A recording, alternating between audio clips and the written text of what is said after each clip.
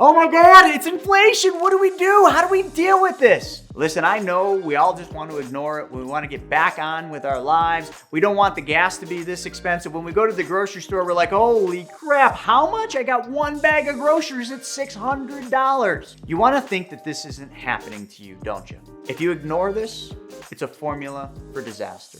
All right, it's time to counterpunch this bastard straight in the throat, because you have to avoid the mistakes that are going to ruin your wealth. And inflation's one of those slow bleeds that's going to do exactly that. Stick with me on this video, and I'm going to share with you my expert tips on how you can prepare for inflation and actually use it to your advantage. Let's dive in. My name's Chris Naugle, and my job is to teach you how to be your own bank. The first thing you need to do is you need to understand that inflation is temporary. So if inflation's temporary, what does temporary mean? Is it a month, 6 months, a year? I don't really know, and nobody does. We can look at history as our guide, and we can say that inflation can go a year, 2 years, maybe even 3 years. But please don't buy into the hype that inflation is going to destroy everything, because it is a temporary thing. Soon, inflation will give way to either stagflation or deflation. So it will be a different problem that we have to address. So the short-term problem that we're dealing with is a 9.1% inflation. Now, what is inflation? A lot of people don't even understand that. They just think that inflation means everything costs more, but that isn't the case. Inflation is a hidden tax. It actually means that your dollars buy less. As they print more dollars, which is what happened here, they printed $5.1 trillion, actually over 10 trillion if you count since 2008, and all that extra printed money makes your dollars worth less. So as more money was printed in a very short period of time, it made your dollars buy less. So therefore, it seems like things are more expensive, but it's not. It just takes more of your dollars to buy the same goods and services. But if that's temporary, then why would we go out and solve a temporary problem with a long-term solution? In other words, if you just had a little paper cut, would you go to the doctor and get a full-on cast put on your arm? No, you'd put a Band-Aid on it, if even that. 9.1% seems really bad because the media makes it really bad. The hype makes it seem like, oh my God, cash is trash. If I keep my money in the bank, it's all going to disappear because of this inflation monster. I'm not saying inflation isn't a problem, but let's solve short-term problems with short-term solutions. So let me give you an example. Let me give you a tip. That's kind of a play on words. Tips are a short-term solution. So what are tips? Treasury inflation protected securities. You can go to treasurydirect.gov and you can buy government bonds that were just issued in May. They are ending soon, so you're going to want to take advantage of this soon. But what are tips?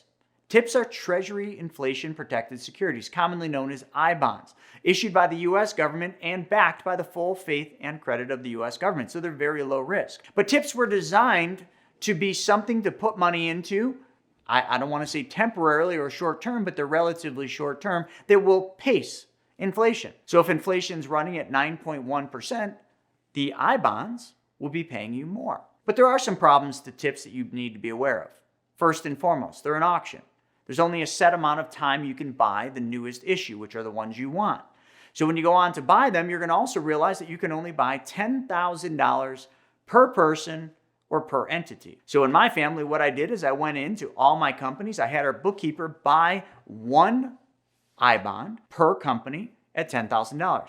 I bought one for myself. I bought one for my wife. So that got us the ability to buy a larger chunk of tips. So why would you want to buy tips? Well, if inflation's going to run hot for a year, maybe 2 years, well, you can own tips that run hot for a year, 2 years. And if inflation goes up, the interest paid on the Treasury inflation protected securities goes up as well. Doesn't that seem like a logical fit for the problem that you have? And then when inflation starts going down, the interest on your bonds goes down as well. You can sell them. Anytime after 12 months, you can get rid of these bonds. Now, if you sell them before they mature, you're going to have to give up 3 months of interest. So I'll give you worst case scenario. If you owned your bonds for 12 months and 1 day, after giving back the 3 months of interest, you would net roughly 7.77%. It's not a bad day in the office with very little risk. So short-term problem, answer with a short-term solution. But the fourth thing we got to talk about is what comes after inflation. So if inflation's temporary, what's next? What's the monster on the other side of this?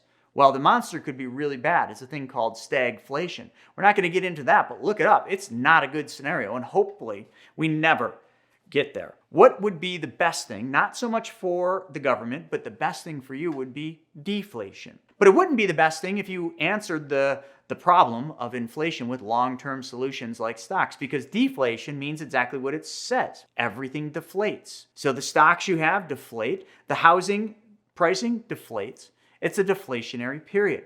So if inflation drives the price of everything up, stocks have gone up, housing has gone up, hell, your car has gone up, boats have gone up, planes have gone up, everything seems to have gone up, but that's inflation for you. Deflation is the opposite.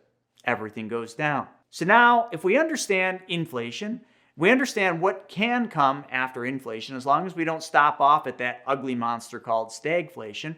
If we go straight to deflation, which would be the most obvious place we'd go, it prevents one of the biggest opportunities of your lifetime. So the fifth and final thing is understanding the opportunity in inflation. So right now, inflation has created lots of opportunity for a lot of people. It created opportunity in real estate because pricing went up. And if you understood how inflation worked and you played into that, you've made a lot of money in real estate. Maybe you're in the car business. Well, you've benefited greatly from the opportunity that inflation brought you. But after inflation goes away and deflation happens, it's going to give you the ability and the opportunity that's much greater than the one we're in now. And that ability will be to buy things low. It doesn't matter what you're going to want to invest in or what you're going to want to buy, the price will go down. And when it goes down, you're going to have the ability to buy lower and lower and lower. And eventually, if you have time on your side, you can wait it out and sell them when they go back up. Because the name of the game for any investment is buy low